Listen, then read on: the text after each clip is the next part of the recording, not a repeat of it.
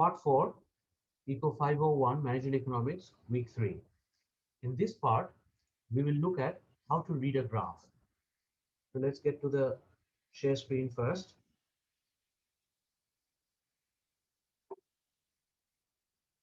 Now, graphs will be the basic tool through which we will be explaining a lot of our economic models. We will be using high school mathematics, which maybe for some time you haven't revisited, but once you look at it, it will probably come back to you from class 8 or class 9. And in this component, we will see how to read a graph, how to interpret a slope. These are the two basic things that we will look at in this particular part, part 4.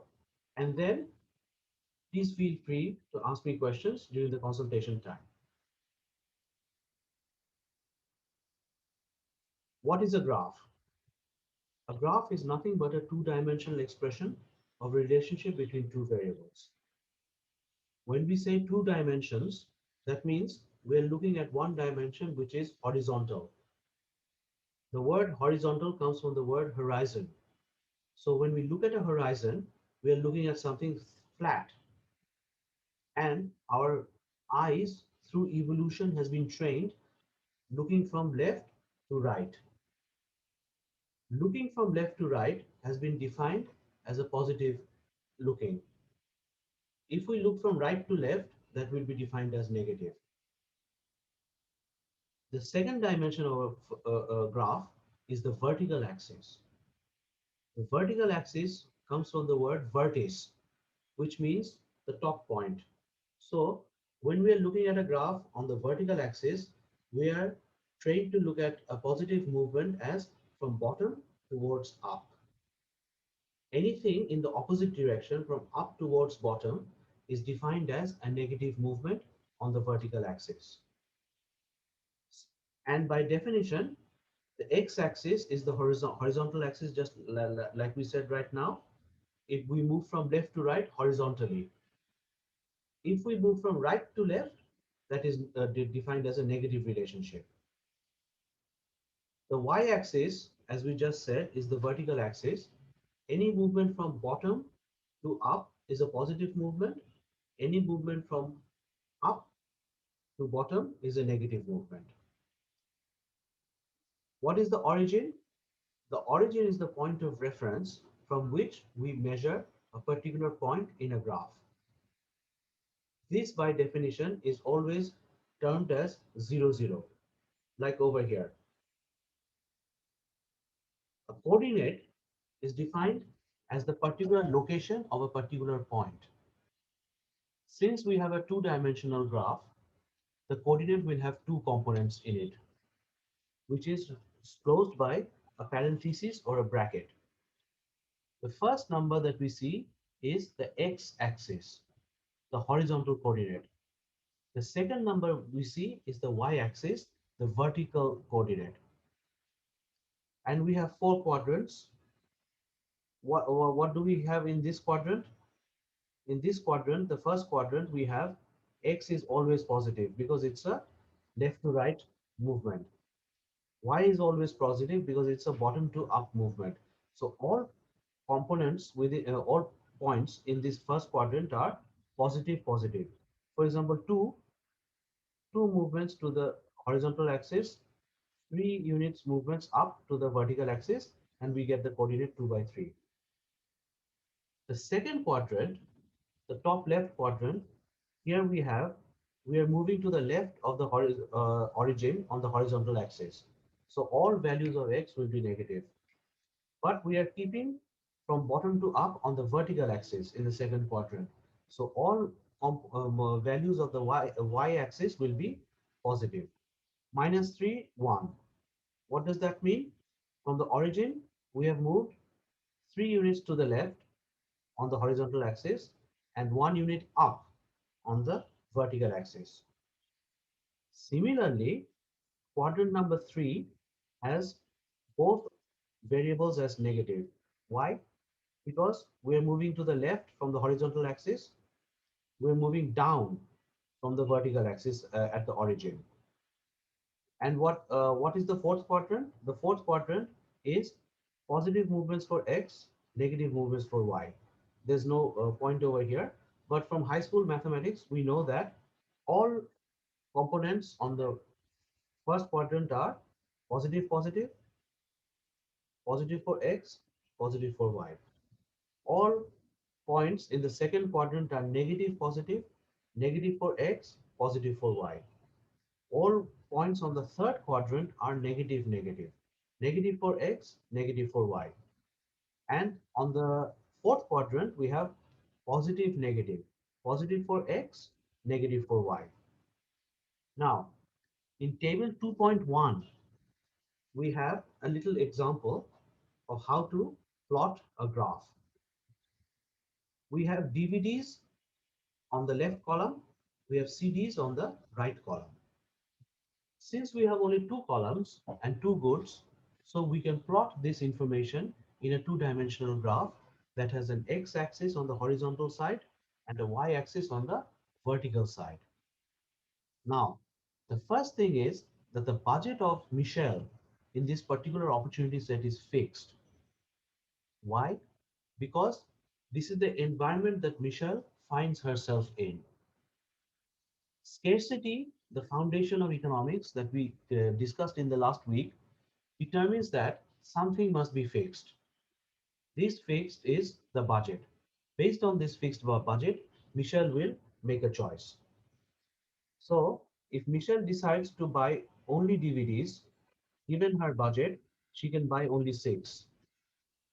If she decides to buy only CDs, given her budget, she can buy 12 units. Okay, what information does this give? That the relationship between DVDs and CDs is two DVDs, sorry, one DVD is equal to two CDs. We will use this ratio to explain slopes later on. For the time being, if we look at over here, okay, we will find that the relationship is if Michelle decides to sacrifice one DVD, she can get two CDs. If she decides to sacrifice another DVD, she can get two more CDs, and so on. So every time she decides, okay, I'm not going to buy one CD, I sacrifice one CD, I can get two more CDs for one DVD. Now let's look at the concept of the slope, which is figure 2.5 on page 47. A slope is nothing but a ratio that tells us what is the change in y, the dependent variable on the top in the numerator, in relationship to the independent variable, the denominator on the bottom. Now, if you ask a question, why is it that slope is defined as relationship between change in dependent variable in relationship to the change in independent variable? This is a convention. The independent variable is the variable against which we are measuring the dependent variable. For example, if we declare speed, we declare distance to time. Time is the reference variable to which distance is measured. So some things might be traveling at 5 miles per hour. Some things might be traveling at 50 miles per hour. So the ratio, the slope is the ratio of how y, the dependent variable, changes in ratio to x, the independent variable. The mathematical convention is x, the independent variable, is the independent variable, y is the dependent variable. So if you come from a mathematics background, you will always find that the independent variable is the x-axis, the dependent variable is the y-axis. In economics, sometimes we might change this convention. Then that means that the vertical axis becomes the independent variable, the horizontal axis becomes the dependent variable. And rise means vertical movement up and down. So if we go from down to up, it's positive. If we go from up to down, it's negative. Run When we run, we never run vertically, we always run in a horizontal movement. So if we are moving from left to right, it's a positive run. If we are moving from right to left, it's a negative run. Let's get back over here. This is a straight line, and we are moving from point A to point E. What happens? We are observing a change of +1 unit in the horizontal axis and a -2 unit in the vertical axis. So the rise is from 6 to 8. Why 6 to 8? 6 is the last point as we move from A to E. 8 was the first point as we move from A to E. Why is the run 3 minus 2? 3 is the last point as we moved from A to E, and 2 was the first point as we moved from A to E. So as we calculate this ratio, we find -2. How do we define -2? That means if we sacrifice 1 unit of y, we can get 2 units of x. Why is it minus? We are sacrificing something which is a negative. We are gaining something which is a positive. So when we calculate the ratio, the negative and the plus, they cross out each other and become a negative. We know this from high school mathematics. Plus minus is negative. Negative minus is also negative. Now, what can we say about points on the boundary? For 6 is one boundary point. That is, if we decide to spend our entire budget on DVDs only, we can buy 6 units. Here it is. We can buy 6 units of DVDs and no units of CDs. The other extreme point is if we decide to buy 12 units of CDs, we buy no units of DVDs. If we decide to buy 12 units of CDs, we buy no units of DVDs.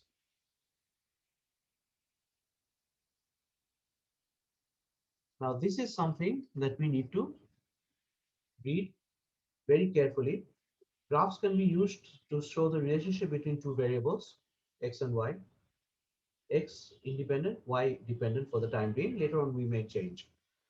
This particular graph shows a relationship between the vertical variable on the vertical axis, the number of CDs, and the variable on the horizontal axis, the number of DVDs. The slope of the curve here, the budget constraint gives the number of CDs Michelle can price if he buys another one. That means if she sacrifices 1 unit of DVDs, how many more units of CDs can she get, or vice versa?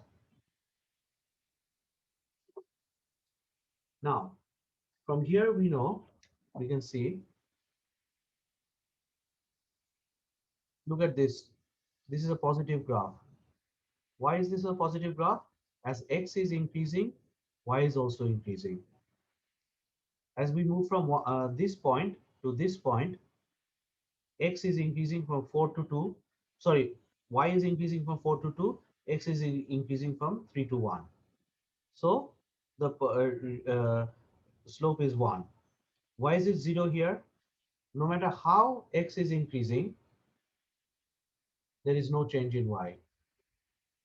So if x increases from 1 unit to 3 units, we have a change of 3 to 1 as we are moving from left to right, but there is no change in y, 2 to 2. So 2 minus 2 becomes 0. So this is a 0 slope. Later on, we will make this a vertical slope, but we'll show that later. Negative here, as we are moving from this point to this point, we are gaining x, sacrificing y. Therefore, it's a negative slope. Here it is undefined. Undefined means there is no response in y. So, sorry, no response on x. So no matter how much y we increase, this is just the opposite of this one, 0. Okay.